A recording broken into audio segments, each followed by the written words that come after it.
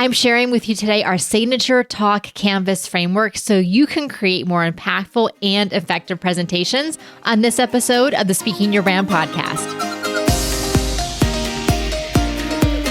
More and more women are making an impact by starting businesses, running for office, and speaking up for what matters. With my background as a TV political analyst, entrepreneur, and speaker, I interview and coach purpose-driven women to shape their brands, grow their companies, and become recognized as influencers in their field. This is Speaking Your Brand, your place to learn how to persuasively communicate your message to your audience. Hi there, and welcome to the Speaking Your Brand podcast. I'm your host, Carol Cox. Have you ever sat down to create a presentation and either just stared at a document or a slide deck and wondered, how should I start this? What are the points that I want to make sure I include? How can I make sure that I'm not putting too much into it and overwhelming the audience? Or perhaps you have presentations that you've delivered and they've been good, but you know that they could be better, that maybe you are putting in too much content or the content is a little bit dry. You want to put more of yourself into it. You want to put more of a personal story into it, but you're not sure how to do that. Or maybe you've been speaking for lead generation and for sales, and you just haven't been getting the ROI that you've been hoping to. This is why it's really helpful not to wing it when it comes to putting together your presentations or to keep doing the same thing you've been doing without making any adjustments. We have a framework called the Signature Talk Canvas that I created about 5 years ago after working with many clients and realizing that there was a pattern to the work that I was doing with them. Here at Speaking Your Brand, of course, we've done lots of presentations over the years, lots of lead generation and brand awareness talks, and those talks have generated tens of thousands of dollars. If I probably go back and add it up, I'm sure it's over $100,000. And we've worked with hundreds of women entrepreneurs over the years using this framework that I'm going to share with you today, including successful TEDx and keynote speakers and women entrepreneurs who have also generated tens of thousands of dollars from their signature talks. One of the organizers for TED called me one of the best speaking coaches he's worked with because of the work that I did with those TEDx speakers. And it's not because it was a one-hit wonder. It was because of this framework that I'm going to share with you. It's the consistency that the framework provides that lends its power. So before I go into describing the Signature Talk Canvas framework, let me first back up and talk about what exactly is a signature talk. So here's how I define a signature talk. Your signature talk reflects what you want to be known for, your area of expertise, and the insights you want to share with your audience. It also includes your beliefs and your values, and what you do or believe that's different or that others aren't seeing about your industry or about your topic area, as well as the way you work, so your methodology, your process, your approach, your own framework that you may have within your business. Ultimately, it's about who you are, who you help, what they need, how you help them, and why it matters.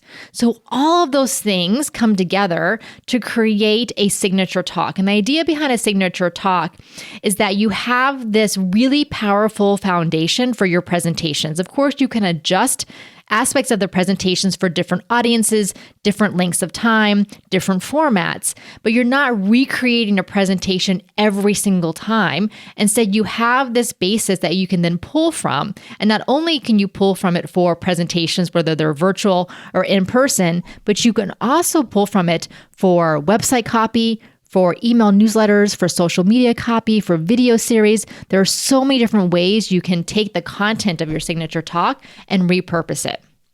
Here's what I see happens a lot, and this happens to me as well as to the clients that we work with, is that you have lots of ideas, lots of different types of content that you can include in your talk.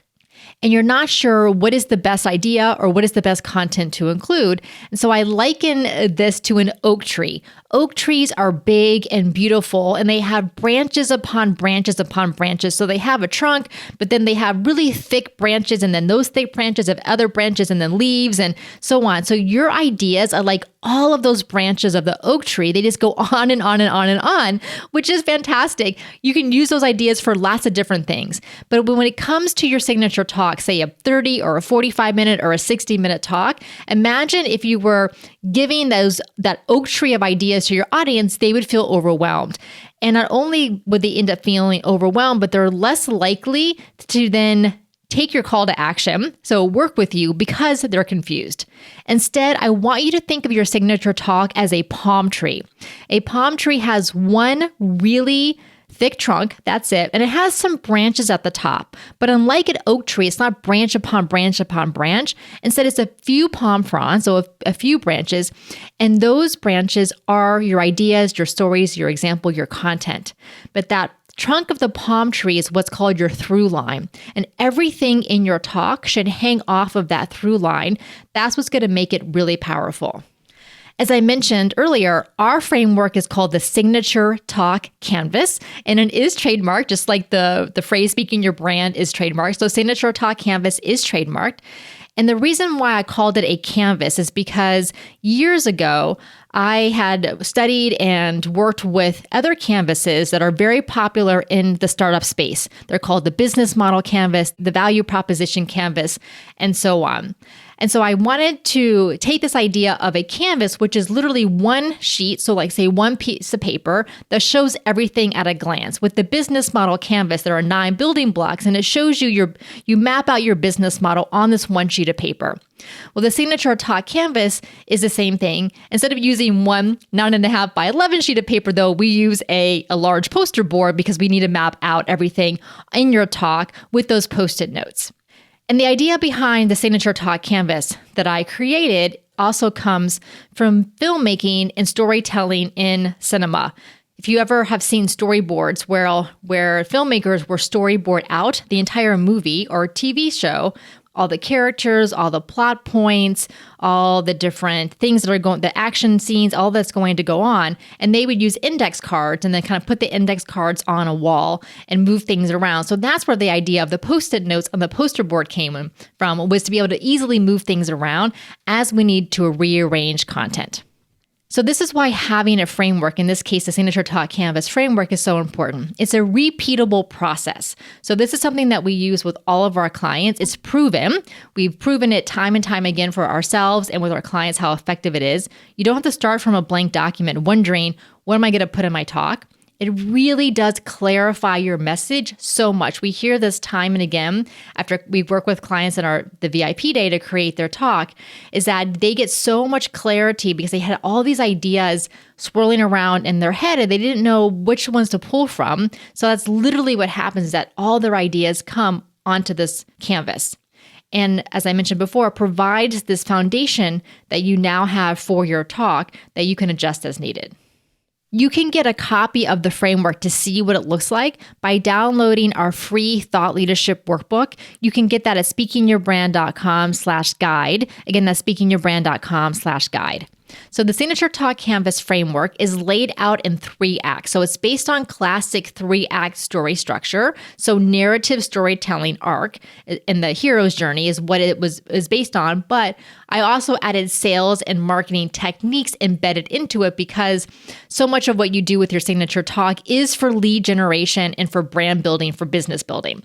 So imagine the canvas or the poster board divided into 3 columns. So the first column is Act 1. The second column, which is a little bit bigger, is Act 2. And then the third column is Act 3. So kind of like swim lanes. If you've ever seen sprint or agile marketing, they use these swim lanes. So these 3 columns, Act 1, Act 2, Act 3. So just like classic 3-act story structure, it's the beginning, middle, end. You could also think of it in storytelling as you're setting up the situation in Act 1. Act 2 is the action, and Act 3 is the resolution. In this case, for more of a lead generation talk, you're thinking of Act 1 as setting up the problem that the audience has. Act 2 is the process or your solution for that problem. And then Act 3 is that reward, or what are the benefits that they're going to get. So that's the resolution piece. So once you've laid out the 3 acts, then you may wonder, okay, well, what do I do here? And here's the thing that may seem counterintuitive, but we actually start at the end. So you may think, well, I'm going to start, what am I going to do for the very first title slide of my talk? Or what am I going to do for the very first opening sentence for my talk? And we'll get back there. But instead, I want you to start at the end. I want you to think about what is the call to action you want to leave your audience with. The call to action could be something related to working with you. purchasing your product, your service, your program, and so on. It could be some type of free offer, so an email opt-in, a lead magnet, and so on. If you're working on more of a keynote talk, you still want to have a call to action for the audience. Now, the call to action is not going to be something that you're selling. Instead, it's going to be something that you want the audience to do. So based on what they just heard from you, what they learned from you, what they were inspired by you, what do you want them to go do? So that's the call to action. And I want you to start there. I want you to very clearly define what that call to action is for the audience. Now, if this is a lead generation talk, then I want you to decide on the one offer that you want to present to the audience. In your business, you may have many things that you sell, that you offer, but for every talk that you give, I want you to focus on one thing, one offer to present to them. You can change that from presentation to presentation, but only one offer per presentation, because otherwise you're going to confuse your audience. And then we know that a confused mind does not buy. Analysis paralysis sets in. So one offer, one call to action, start there. And that's going to be kind of towards the bottom of Act 3. So you're going to close kind of with like a little bit of an inspirational, motivational closing, ideally one that ties back to your opening. So your call to action is going to be somewhere in the middle of Act 3. Now that you know where your call to action is, it's time to ask, what does your audience need to know to get there? If you want them to buy something from you, what does your audience need to know to get them excited and interested that this thing from you is the solution to the problem that they're facing? Or if it's a keynote and your call to action is something that you want them to go out and do, either for themselves or for larger society, what does your audience need to know in order to inspire them for that call to action? That's now what the main premise and the main content of your talk is going to be. So now we can go back to Act 1, and Act 1 is where you're setting up the situation, the problem that the audience faces.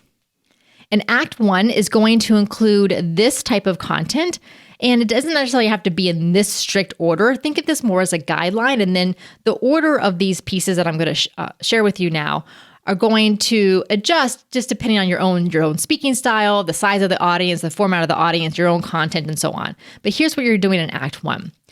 You're affirming with the audience that you know the goal that they have related to your topic. So the audience wants something. They're there sitting there listening to you. They want something in their life, their business, their health, their relationships, whatever your topic is.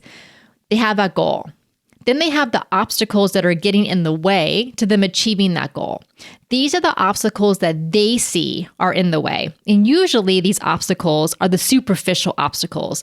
So if you think of an iceberg, the iceberg above the water, above the surface of the water, are the obstacles that the audience can see for themselves. You as the expert, you see though that there's a real problem underneath the surface that they don't necessarily recognize. And this is why it's up to you to point out what this real problem is, because then your solution is what solves this real problem for the audience. So you're to describe that real problem, and then your credibility, your bio, your background is then baked into how you've identified this real problem that the audience is facing. So that's what happens in Act 1. And here's what I don't want you to do at the beginning of your presentations. And I'm sure you've seen this when you go to conferences. And if you've done this, that's okay. Just switch it up for next time. So the very first title slides comes on, the speaker gets up and they introduce themselves, and then they talk all about their background. So where they went to college and the businesses that they've started and what they're doing now and what their business does, and all these logos on their slide. And the audience doesn't care. The audience has not bought in yet. Instead, they want to know what's in it for me. I'm sitting here. What are you going to help me with? That's why you set up the audience goal, the obstacles, and the real problem. And then your credibility is baked into that. So that's what you're doing in Act 1. Now in Act 2, you're going to solve that real problem that you just showed them in Act 1. And Act 2 is where you present your own framework, your big idea, your approach, your process to solving that problem. Generally, you want between 1 to 3 key points. You don't want to overwhelm your audience with too much content. So stick between 1 to 3 key points. If you have a framework that is, say, an alliteration or an acronym or maybe a visual framework, and I've done episodes on frameworks, episode 145, Diane Diaz, our lead speaking coach, and I talked all about frameworks and different examples. So go back and listen to that one, episode 145. If you have a framework that, say, has more than 3 letters in it or 3 steps in it, then what you can do with your audience is just give them a broad, brief overview of the framework. So the 5 letters or 6 letters or steps or whatever it happens to be. And then just focus on or dive deep on 2 or 3 of them in the actual content of your presentation, since you probably won't have time to go into all of it. So in Act 2, you're having your key points. You explained how the audience can get past this real problem to the goal that they want. You're going to provide them examples, you can have client examples, your own stories related to this. You can have audience questions, audience activities for them to do, whether it's writing something down, reflective questions, talking to someone next to them, in the chat if it's virtual. You also are showcasing your thought leadership here within Act 2 within your content. So what's your angle, what's your perspective on your topic and on your industry? You can also share some case studies in here as well. So that's Act 2. So that's really the biggest part of your presentation content is Act 2. Then in Act 3, now you're starting to wrap up. So based on what the audience just learned in Act 2 with the solution to their real problem, what's their reward? What are the next steps that they can do? So next steps that they can go do on their own. And then what are the next steps they can take with you? That's where your call to action comes in. And then I like to leave the audience with that inspirational, motivational message at the end that, it's possible for you to do this. We need you to do this. And these are the rewards, these are the benefits that you can expect by doing so. So that's the framework, the Act 1, Act 2, Act 3 framework. Now, as you're going along on the canvas, so if you get a poster board and you get Post-it notes to help kind of write things down and move things around at Acts 1, 2, and 3, you want to provide a balance of information, stories, and audience engagement. We actually use 4 different colors of Post-it notes. So we have orange, pink, blue, and yellow. And we use those 4 colors because we want to make sure that as we're writing on the Post-it notes that we have a balance. Orange is for audience engagement. Pink is for stories.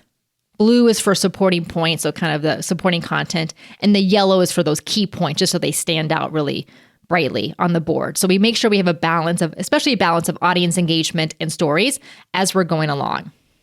The beauty of the Signature Talk Canvas framework is that once you have the main content on there in the 3 acts, you can then expand and contract based on the length of time that you need. Generally, when we fill out an entire canvas, it ends up being about a 35 to 45 minute talk, just based on how many Post-it notes are on there. But then you can expand it to a 2-hour workshop or a 4-hour workshop by just adding a little bit more content, adding some more audience activities in there. You can also contract it. So maybe it's a 45-minute talk, but that particular event's giving you 25 minutes. Then you can just take out a couple of examples, or maybe if you had 3 key points, whittle it down to 2 key points. This framework works whether you're presenting virtually or in person, whether you're doing a lead generation talk or, say, a longer workshop or a brand building talk. Whatever type of talk that you're doing, just know the goal going in. That's why you start with the end, the call to action in mind, the offer in mind, and then you can adjust your angle and your emphasis as needed. The beauty of our Signature Talk Canvas framework is that it works for any topic and any industry. The women that we work with really run the gamut. We have physicians, pharmacists, scientists, engineers, supply chain professionals, productivity consultants, leadership coaches, photographers, dietitians, interior designers, business coaches, marketing consultants. So it really doesn't matter what your topic is or what your industry is. The Signature Talk Canvas framework will work for you.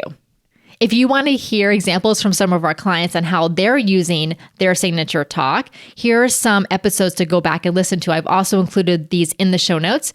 We had Cindy Rowe on the podcast back just a few weeks ago in episode 286. She talked about how with her Signature Talk, she was able to connect a lot of her different ideas into one message.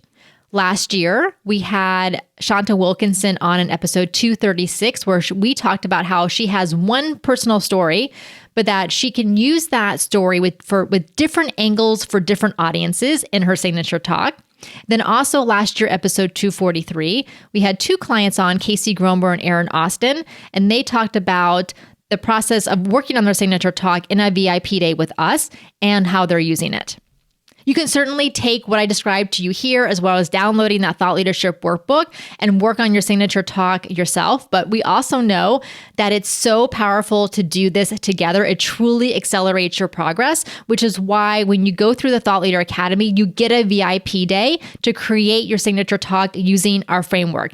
We hear time and time again from clients that the process is magical and that they are so pleasantly surprised to see all of their ideas and stories mapped out in this way. And as we tell them, it's all your content. We just know the questions to ask so that we can get it on the board and get it in the right structure and the right flow so that it has the most impact on your audience. If you would like to join us in the Thought Leader Academy, you can get all the details and submit your application at speakingyourbrand.com/academy. Again, that's speakingyourbrand.com/academy. So now that you have your signature talk, in next week's episode, I'm going to talk about how to increase your speaker fees. Until next time, thanks for listening.